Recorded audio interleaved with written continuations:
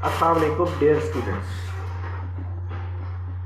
I am Professor Ishtiaq Ahmed and today we will discuss about Sigmund Freud's elements of personality. Sigmund Freud एक बहुत बड़ा मशहूर psychologist है जिसकी personality के बारे में बड़ी ही अच्छी एक थ्योरी है कि एलिमेंट्स ऑफ पर्सनैलिटी है जो कि सोशियोलॉजी में भी इस्तेमाल होती है, यूज़ की जाती है सोशलाइजेशन में कि किस तरह से बच्चे की सोशलाइजेशन होती है, इंसान की सोशलाइजेशन होती है। इसी तरह साइकोलॉजी में भी बड़ा ये इम्पोर्टेंट टॉपिक है। इसके बाद क्रिमिनोलॉजी में है, फिलॉसफी में है, साइकोलॉजी में, एजुकेशन में। ये एक सिगमंड फ्राइड की थ्योरी बड़ी ही फेमस थ्योरी है कि पर्सनैलिटी के एलिमेंट्स क्या क्या हैं। तो आज हम इसको डिस्कस करते हैं। तो फर्स्ट ऑफ ऑल हम देखते हैं कि ये क्या है जो थ्योरी ऑफ पर्सनैलिटी है। बेसिकली इसका इंट्रोडक्शन में आप देखें तो Freud claim that biology plays a major part in human development although not in terms of specific instincts as is the case of another species. Rather, he theorized that humans have two basic needs or drives that are present at birth. First is a need for sexual and emotional bonding, which he called the life instinct or eros. Eros एक Greek word है named after the Greek god of love.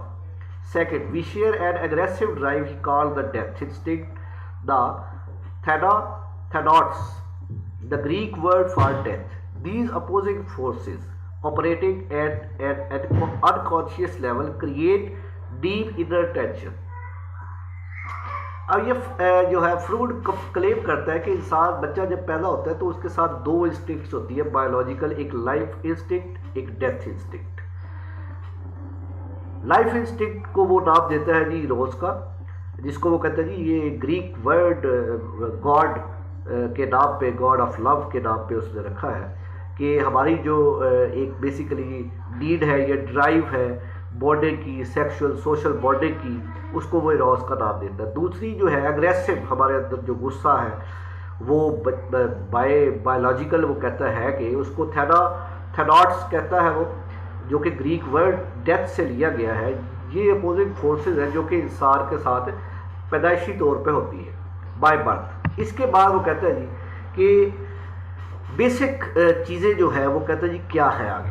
फ्रूड्स models of personality. Freud combined basic needs and influence of society into model of personality with three parts, id, ego and super ego. अब ये personality का उसने model बनाया है, वो कहता है जी personality के तीन एलिमेंट्स हैं, id, ego, super ego. Id क्या है? Id is id, the word it is taken from the Latin word it, represents the human's basic drives, which are unconscious and demand immediate satisfaction. Rooted in biology, the id is present at birth, making a newborn a bundle of demands for attention, touching, and food. But society opposes the self-centered id, which is why one of the first words a child typically learns is no. Basic need को वो कहता है जी कि इंसान की जो biology है और रूटेड इन बायोलॉजी और it is present at birth, that he calls it.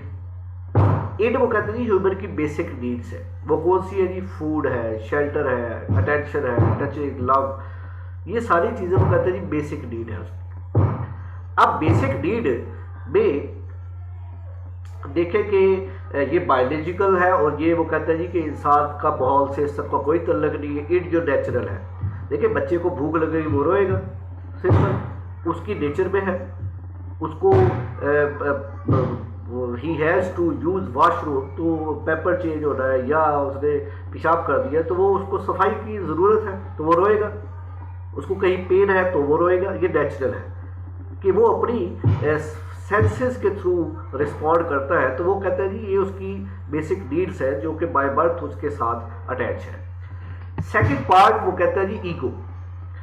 Ego is taken from Latin word for I, which is a person's conscious effort to balance innate pleasure seeking drives with the demands of society.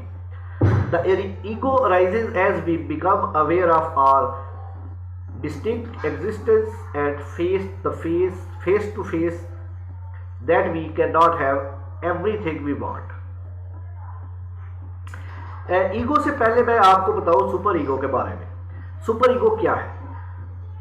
Super ego letter word से लिया गया है, above और beyond the ego, जो ego से ऊपर है। हम ईगो को बाद में डिस्कस करेंगे, जो सेकंड और थर्ड सुपर ईगो को पहले करते हैं। Super ego is the cultural values and norms internalized by an individual. Basically super ego को आपका ज़मीर भी कहते हैं, जो ज़मीर अंदर आपके मौजूद है एक जहन में, जिसमें आपने सोसाइटी की नॉर्म्स और वैल्यूज़ को सेव कर दिया है।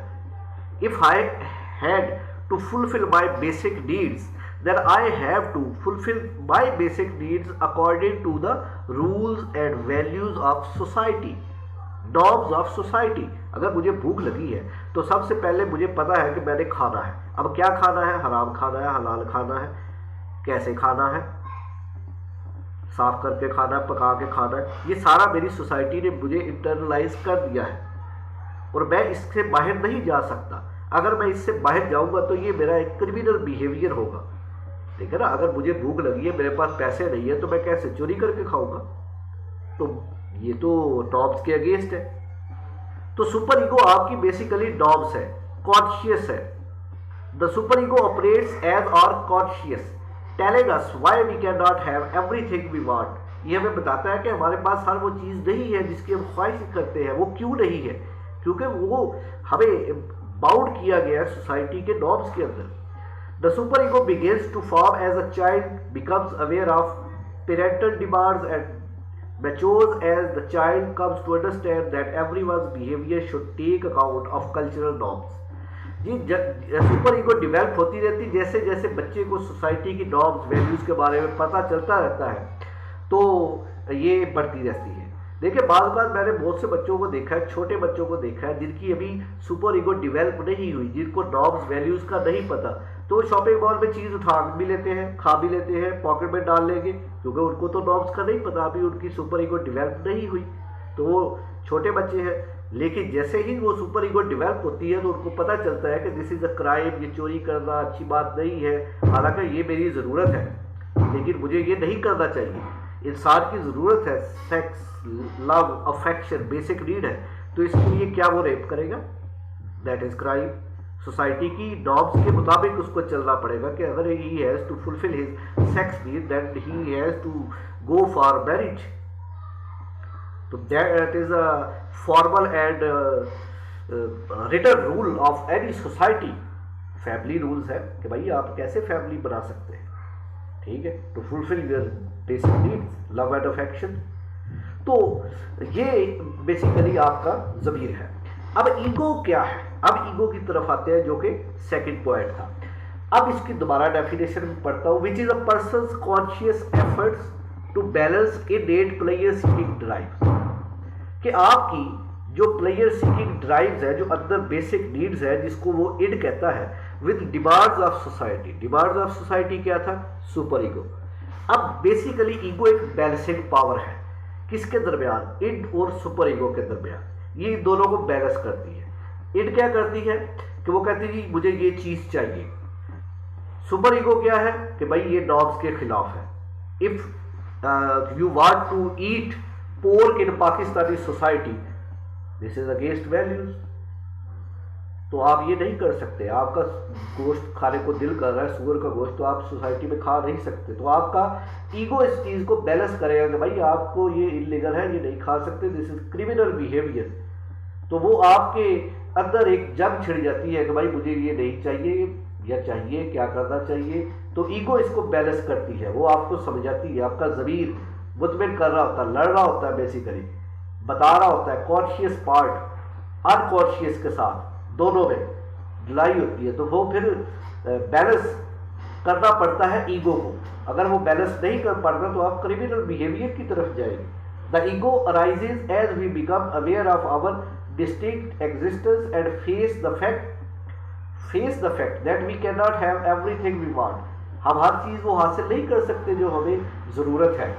हमें सोसाइटी के नॉर्म्स के मुताबिक हर चीज़ को हासिल करना पड़ेगा, बेशक खा उसमें कितना टाइम लगे, और अगर हम चाहते हैं जी हमारे पास अभी से ये सारी चीज़ें हो जाए एकदम से, तो उसके लिए जाहिर सी बात है आपको इंक्राइब करेंगे। तो ये 3 पार्ट पर्सनैलिटी के लिए जो हमें बताए हैं सिगमंड फ्राइड, ये बड़े ही इम्पोर्टेंट है और ये बड़ी उसकी थ्योरी अच्छी है कि हमारी किस तरह से पर्सनैलिटी का स्ट्रक्चर बनता है सोसाइटी के अंदर, जो आज तक एप्लीकेबल थ्योरी है और बड़ी ही इम्पोर्टेंट थ्योरी है आपके जो है अंडरस्टैंडिंग के लिए। तो ये 3 चीज़ें पर्सनैलिटी की उसने बताई है कि ego, super ego. I hope you understand people very well about theory of Sigmund Freud structure of personality, and if you have any question, please comment in the section below the video, and also subscribe the channel. Thank you very much. Take care.